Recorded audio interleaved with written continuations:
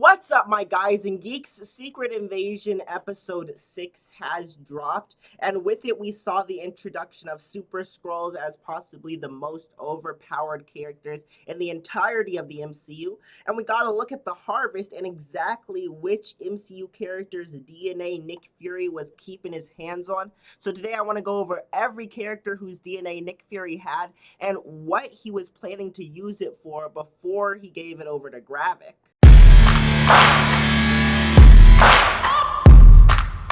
If you go on to enjoy this video, be sure to give it a thumbs up, subscribe, and hit that notifications bell for the next time I upload an awesome video. And be sure to comment down below what your thoughts were on the Secret Invasion season finale and what you think Nick Fury was planning to use all this harvested DNA for. So in episode 6, we got to see Gaia and Gravik undergo the Super Skrull creation process, and they both added to their already existing Super Skrull powers, and we got to get a look at the harvest and all the different characters whose DNA Nick Fury had collected. Now, Nick Fury explained in episode 5 that the majority of the harvest was made up of the DNA of different Avengers who bled during the Battle of Earth, including Captain Marvel. But there's a few characters on the list who obviously weren't present during the Battle of Earth, so it presents an interesting question of where Nick Fury got this DNA from. So going over every character whose blood was taken in the harvest, and specifically those first who were in the Battle of Earth, we've got the Winter Soldier, Captain Marvel, Captain America.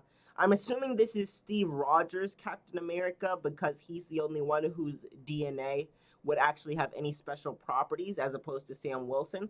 Corvus Glaive, Thanos, and Outrider, Proxima Midnight, Mantis, Cull Obsidian, Drax, Korg, Ebony Maw, Hulk, Valkyrie, Thor, Odinson, Gamora, and Black Panther.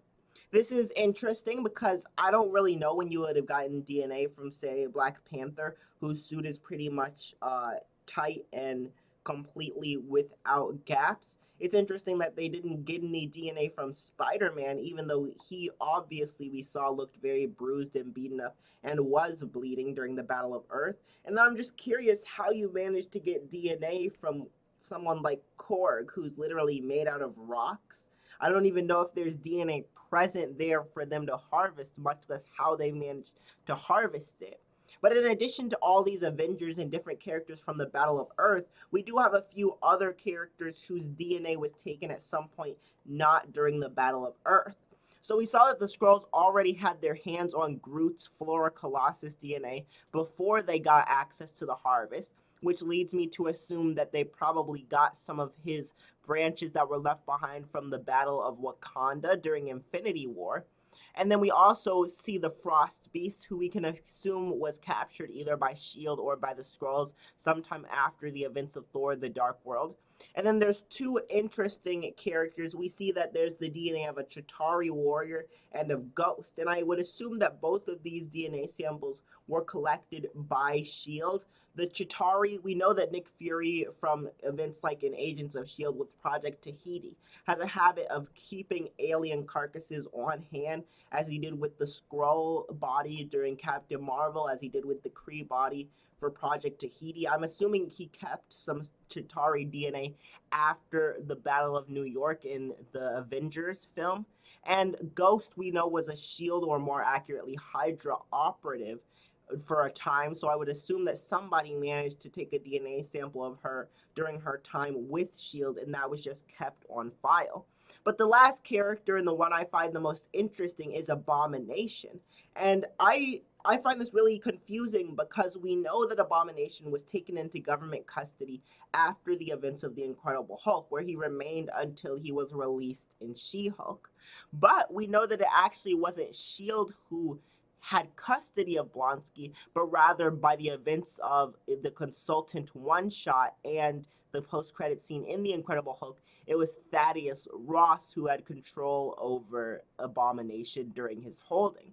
And it seems very unlikely that Ross, who's been the one who's been trying to create a new super soldier and who was responsible for creating the Hulk and Abomination in the first place, it seems really unlikely that he would just give up a sample of Abomination's DNA to Nick Fury and S.H.I.E.L.D. no matter what the circumstances. As far as I'm concerned, that man's whole body is property of the U.S. Army.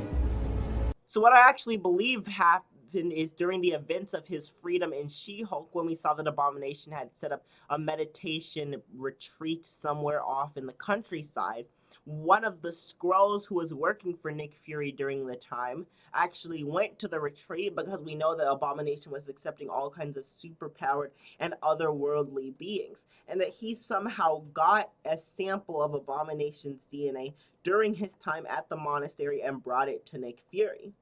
But of course, the more interesting question is, what in the world was Nick Fury planning to use all this DNA for? Now, obviously, Nick Fury wasn't privy to the Super Skrull plan or the harvesting machine that Gravik was using prior to the events of Secret Invasion, which sparks the question of why Nick Fury was collecting all this DNA, going back as far as the Battle of New York and potentially even before that point in time. And I think that Nick Fury was trying to develop a new Secret Warriors program, because we know the Secret Warriors were a very important part of Secret Invasion in the comics, and that they're a team that Nick Fury usually brings together in order to protect the Earth. So I think that Nick Fury, while he was up on Saber and just during his time after the events of the Avengers, was collecting this DNA in a preparation to create his own team of superpowered individuals that would selectively have different powers that he chose to give them, and that he would use this superpowered team kind of like as his targeted strike team to do whatever he needed to protect the Earth. We find out that Nick Fury's been using the Skrulls for decades to collect intelligence and gather information and commit assassinations and perform other missions that he needed. So from Nick Fury's point of view, this would have been a more controlled group of subjects who he knew 100% were loyal to him, that he would selectively give different superpowers. But I find it interesting that even after the events of Avengers Endgame, where Nick Fury showed up just to be at Iron Man's funeral, he was still sending the Skrulls in to collect all this different DNA and keeping it in a single location for an unknown reason. And it's not even like he had analysts researching it. It was just sitting in the middle of some graveyard in Finland for no known reason. But ultimately, that's it. I think that Nick Fury was holding on to this DNA in the hopes, or perhaps hoping, that he wouldn't end up needing to use it to empower his own team of superpowered individuals that he would then use as his own targeted strike force. But all right, that's a recap of all the DNA that was included in the harvest and where Nick Fury actually got it from. If you enjoyed this video, be sure to give it a thumbs up, subscribe, and hit the notifications bell for the next awesome video I upload. And be sure to comment down below what your thoughts are on the harvest and what you think Nick Fury was planning on using that DNA for. If you want to see me go over the top 10 characters I need to see in James Gunn's DCU, you can click on this side of the screen. And if you want to see me break down and react to the new trailer for the Marvels, you can click on this side of the screen. But you've only got 3 seconds because this video is about to end. Adios!